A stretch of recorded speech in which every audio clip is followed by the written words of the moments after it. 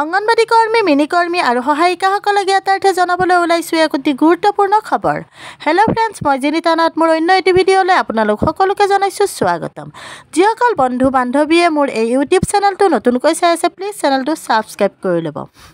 দুৰ্গা পূজাৰ প্ৰাক্ষণত চৰকাৰে ৰাইজৰ বাবে বিভিন্ন আঁচনিৰ ধন দি আছে, ভাল কথা। কিন্তু নিজৰ সৰ্বস্ব ত্যাগ কৰি ৰাইজৰ সেৱা আগবঢ়াই থকা অংগনবাড়ী আঁচনিত কৰ্মৰত কৰ্মী সহায়িকাসকলৰ উপযুক্ত মাননি কেতিয়া আদায় দিব? অংগনবাড়ী আঁচনিত কৰ্মৰত মহিলাসকলৰ ঘৰতো পৰিয়াল আছে, তেওঁলোকৰো আশা আকাংক্ষা আছে। পূজা বা উৎসৱ বুলি তেওঁলোকেও মন পচন্দৰ কাপোৰ এযোৰ ল'ব বিচাৰিব, কিন্তু পাৰিব জানো ল'ব?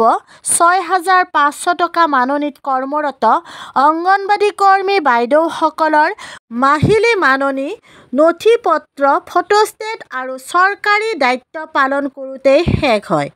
অসম চৰকাৰৰ মহিলা আৰু শিশু কল্যাণ বিভাগৰ মন্ত্ৰী ডাঙৰীয়ানী এগৰাকী মহিলা। কিন্তু দুখৰ বিষয় এইটোৱে যে এগৰাকী মহিলা হৈও হাজাৰ হাজাৰ মহিলাই নিজৰ কৰ্মৰ বিনিময়ত উপযুক্ত মাননি পোৱাৰ দাবীত হাহাকাৰ কৰি থকাৰ পিছতো এই অংগনবাড়ী কৰ্মী সহায়িকাসকলৰ দুখ বুজি নোপোৱা আমাৰ মাননীয় মন্ত্ৰী অজন্তা নেওগ ডাঙৰীয়ানীয়ে পাহৰি যাব নালাগে, আপুনি প্ৰজাৰ পৰা ৰজা হওঁতে আমাৰো অৱদান আছে। আমিও ভোট দিছিলোঁ আপোনাক নিৰ্বাচিত কৰিবলৈ, কিন্তু আজি আপুনি এগৰাকী মহিলা হয় মহিলাৰ দুখ বুজি নোপোৱাটো ভাল কথা নহয়। কেইদিনমান আগৰ কথা, আমাৰ অসমৰ মাননীয় মুখ্যমন্ত্ৰী ডাঙৰীয়াই ৰাজ্যৰ মহিলাৰ বাবে আৰম্ভ কৰিলে অৰুণোদয় 3.0। অৰুণোদয় 3.0 আৰম্ভণি সংক্ৰান্তত মুখ্যমন্ত্ৰী ডাঙৰীয়াই মন্তব্য কৰিছিল যে অংগনবাড়ী কৰ্মী সহায়িকা বাইদেউসকলে অৰুণোদয় 3.0ত আবেদন কৰিব নোৱাৰিব। অংগনবাড়ী বাইদেউসকলৰ বাবে মুখ্যমন্ত্ৰী ডাঙৰীয়াই কিবা বেলেগকৈ চিন্তা কৰি আছে।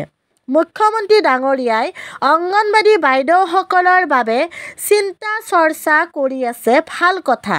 কিন্তু কিমান দিন আৰু কিমান সময় লাগিব অংগনবাড়ী বাইদেউসকলৰ মাননি বৃদ্ধি কৰিবলৈ? ভাৰতবৰ্ষৰ ভিতৰতে আটাইতকৈ কম মাননি দিয়া ৰাজ্যৰ ভিতৰত আমাৰ ৰাজ্য অন্যতম। আমাৰ ৰাজ্যৰ প্ৰভাৱশালী মুখ্যমন্ত্ৰী ডক্টৰ হিমন্ত বিশ্ব শৰ্মা ডাঙৰীয়াই কেতিয়া অংগনবাড়ী বাইদেউসকলৰ মাননি বৃদ্ধিৰ ঘোষণা কৰিব, তালৈ অসমৰ সকলো অংগনবাড়ী কৰ্মী সহায়িকা বাইদেউসকলে আশাৰে বাট চাই আছে। আমাৰ ৰাজ্যৰ মুখ্যমন্ত্ৰী মহোদয়ে বেলেগ ৰাজ্যৰ নিৰ্বাচনী প্ৰচাৰ কৰিবলৈ গৈ কৈছিল যে ৰাজ্যত বিজেপি চৰকাৰ আহিলে ৰন্ধন গেছৰ মূল্য ৫০০ টকা কৰা হ'ব। আমি ক'ব বিচাৰিছোঁ যে আমাৰ প্ৰভাৱশালী মুখ্যমন্ত্ৰী ডাঙৰীয়াও বিজেপিৰ শাসিত ৰাজ্যৰ এগৰাকী মুখ্যমন্ত্ৰী।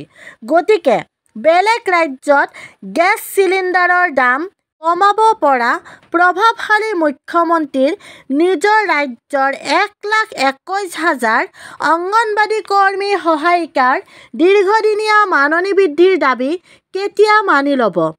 মুখ্যমন্ত্ৰী ডক্টৰ হিমন্ত বিশ্ব শৰ্মাৰ এটা সিদ্ধান্তই সলনি কৰিব ১,২১,০০০ অংগনবাড়ী কৰ্মী সহায়িকাৰ জীৱন।